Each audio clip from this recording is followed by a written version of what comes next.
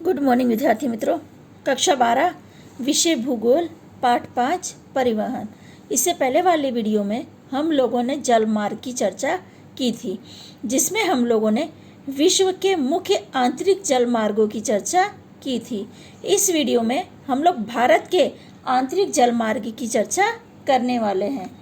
भारत के आंतरिक जलमार्गों में पूर्वी विभाग के अंदर जलमार्ग का विकास हुआ है, जिसमें भारत में उत्तर प्रदेश, पश्चिम बंगाल, बिहार तथा असम राज्य में विकास देखने को मिलता है। भारत में लगभग 14,477 किलोमीटर लंबाई के आंतरिक जलमार्ग आए हुए हैं। इनमें से 10,027 किलोमीटर लंबी नदियां तथा 4,438 किलोमीटर लंबी नहरें जल परिवहन के लिए उपयोगी हैं। मुख्य आंतरिक जलमार्ग इस प्रकार हैं, यानी 5 जलमार्ग हैं जिनकी चर्चा हम लोग यहाँ करने वाले हैं। यहाँ पर देखिए, पहला है राष्ट्रीय जलमार्ग 1। गंगा नदी में हल्दिया से इलाहाबाद तक जल व्यवहार होता है, जिसकी लंबाई 1,620 किलोमीटर है, यानी ये गंगा नदी के ऊपर स्थित है।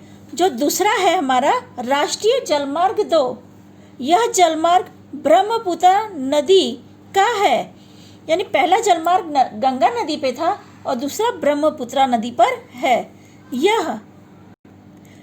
यह धुबरी से नादिया तक उपयोगी है।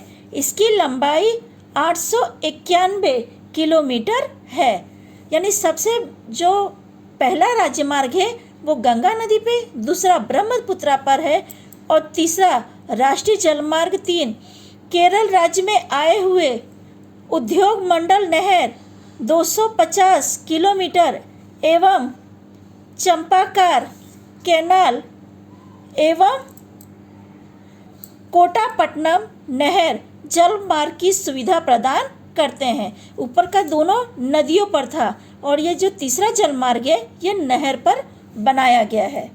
चौथा है राष्ट्रीय जलमार्ग 4, गोदावरी एवं कृष्णा नदी का 1,028 किलोमीटर लंबा जलमार्ग, जो काकीनाडा एवं पोंडुचेरी नहर तथा कालुवेली सरोवर पर बनाया है। पांचवा है राष्ट्रीय जलमार्ग 5, ब्रह्मणी नदी ओडिशा में तालचर धमारा नहर छरबतिया धमारा जलमार्ग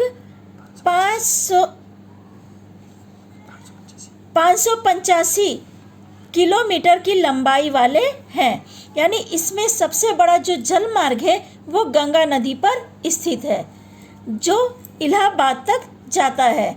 इसके बाद जो दूसरा है वो ब्रह्मपुत्र पर है और तीसरा है जो वो नहरों पर बनाया गया है। चौथा भी नहरों पर है और पांचवा नदी और नहरें दोनों को मिला के बनाया गया है। आगे हम लोग समुद्री परिवहन की चर्चा करेंगे। जैसा कि मैंने आपको पहले भी बताया था कि चीज वस्तु एवं मानव की हेर फेर के लिए यह सस्ता माध्यम है, क्योंकि महासागर एक दूसरे के साथ जुड़े होते हैं और इन पे सड़क मार्ग या रेल मार्गों की तरह मरम्मत पर खर्च करने की आवश्यकता नहीं होता है, तथा उनमें विविध आकार के जहाज चलाए जाते हैं। आपने देखा होगा बोट अलग अलग होती, छोटी होती है, बड़ी होती है, या कई बड़े जहाज देखने को मिलते हैं। तो माल की हेराफेरी भी करते हैं, जिसमें लाखों टन माल एक जगह से दूसरी जगह जाता है। उसके अलावा इंसान यानी जो व्यक्ति है उनकी भी हेराफेरी की जाती है। समुद्री मार्गों का उपयोग कोई भी देश कर सकता है, यानी इस पर रोक टोक नहीं है। जैसे अभी सड़क मार्ग है तो इसमें भीड़ का या फिर सिग्नलों का देखना पड़ता है, पर जल मार्ग में ऐसा कोई भी सिग्नल या कहीं भी भीड़ जैसा कुछ नहीं है, यानी जो समुद्री मार्ग है वो सभी लोग उपयोग कर सकते हैं। किसी व्यक्तिगत के लिए नहीं है, हर कोई इसे उपयोग कर सकता है तथा अन्य मार्गों की तुलना में इसमें ऊर्जा भी कम जरूरत रहती है, जिससे माल सामान को सस्ती दर पर एक जगह से दूसरी जगह पर पहुंचाया जा सकता है। वर्तमान समय में जहाज़ों का आधुनिकीकरण करके उनमें विशिष्ट तकनीकी से सुसज्जित किया गया है।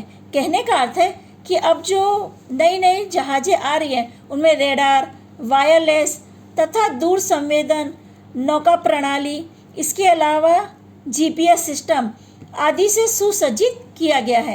यानी पहले आपने देखा था कि पहले के जो जहाज़ थे वो दिशा निश्चित करते थे, पर आज के जहाज़ों में ऐसा कुछ नहीं है।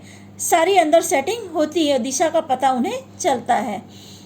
इसके अलावा जहाज़ों के डूबने का या तूफानों में सामान के बिगड़ने का डर था, पर जैसा मैंने बताया कि ये आधुनिकीकरण हुआ है, तो आधुनिकीकरण होने की वजह से सामानों को व्यवस्थित एक जगह से दूसरी जगह, इसके अलावा तूफानों में फंसने पे भी किस तरह से उसे बाहर निकला जाएगा, इसके लिए उन जहाज़ों को पूरी तरह से तैयार किया गया है।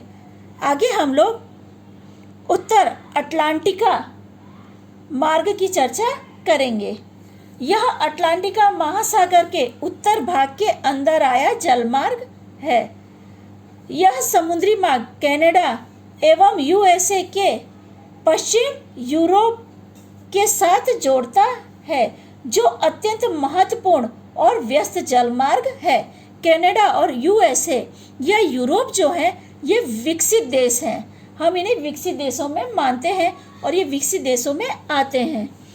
पश्चिमी यूरोप में आए हुए बंदरगाहों में London, Liverpool, Glasgow, Hampton, Manchester, Rotterdam, Hamburg और वीमेन मुख्य है, जबकि उत्तर अमेरिका महाद्वीप के पूर्वी किनारे क्यूबेक, हैलिफैक्स, न्यूयॉर्क, बोस्टन और पोर्टलैंड मुख्य है।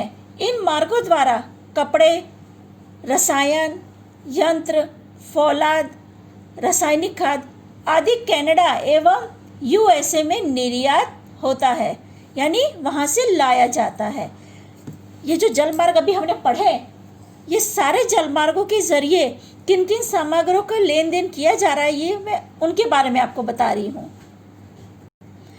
जो मैंने अभी आप लोग को ऊपर बताया, जैसे कपड़ा, रसायन, यंत्र, फौलाद, रासायनिक खाद, ये सब कनाडा और यूएसए में मंगाया जाता है। और जब जहाज ये सामानों को उतारते हैं और वापस जाते हैं, तब जहाज़ों में गेहूँ, लकड़ी की लुद्दी, तांबा, लोहा तथा फौलाद यूरोप में आता है।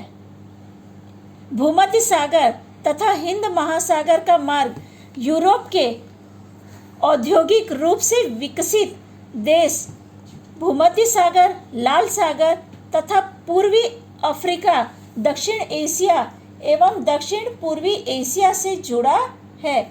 साथ ही यूरोप से एशिया तथा ऑस्ट्रेलिया की और मालवाहक इस मार्ग द्वारा होता है।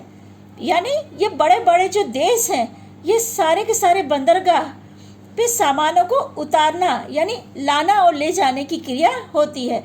यानी विकसित देशों में भी सामग्री या औद्योगिक सामग्री जो है ये जहाज़ों के द्वारा मंगाई जाती है, क्योंकि मैंने आपको पहले ही बताया था कि लाखों टन सामान की हेरा फेरी सस्ते में जल मार्ग द्वारा संभव बनती है। इन मार्गों पर पोर्ट सईद बंदरगाह, एडन, मुंबई, कोची, कोलंबो एवं सिंगापुर आदि महत्वपूर्ण बंदरगाह आए हुए हैं। हमने ऊपर पढ़ा यूरोप, एशिया, ऑस्ट्रेलिया, दक्षिण अमेरिका या अफ्रीका, ये सारे बड़े बड़े जो देश हैं, ये सभी के जो समुद्री किनारे हैं, किनारों पर बंदरगाह के जरिए औद्योगिक सामग्रियों का लाना ले जाना किया जाता है। इसके अलावा बॉम्बे, कोलंबिया या सिंगापुर आदि महत्वपूर्ण बंदरगाह भी आए हुए हैं। यानी सामान की हेरा फेरी के लिए जल मार्ग उपयोगी है। समुद्रों, ये आपको मैं एक परिभाषा बता रही हूँ। समुद्रों या महासागरों को जोड़ने वाले मानव निर्मित जल स्वरूपों को हम नहर मार्ग के नाम से जानते हैं। कहने का अर्थ है कि दो महासागरों को जोड़ना या दो समुद्रों, जैसे समुद्र और महासागर के बीच में अंतर है, उनको नहरों के द्वारा जोड़ा जाता है, जो मानव सर्जित है। यानी मानव ने अपना काम आसान करने के लिए या समय बचाने के लिए नहरों का निर्माण किया है। इसकी वजह से परिभाषा में शब्द इस्तेमाल किया है, समुद्रों या बंदरगाहों को जोड़ने वाले मानव निर्मित जल स्वरूप को हम नहर मार्ग के नाम से जानते हैं। ठीक है विद्यार्थी मित्रों, यहाँ तक हम लोग अपनी चर्चा रोकते हैं। आगे की चर्चा हम लोग अगले वीडियो में करेंगे।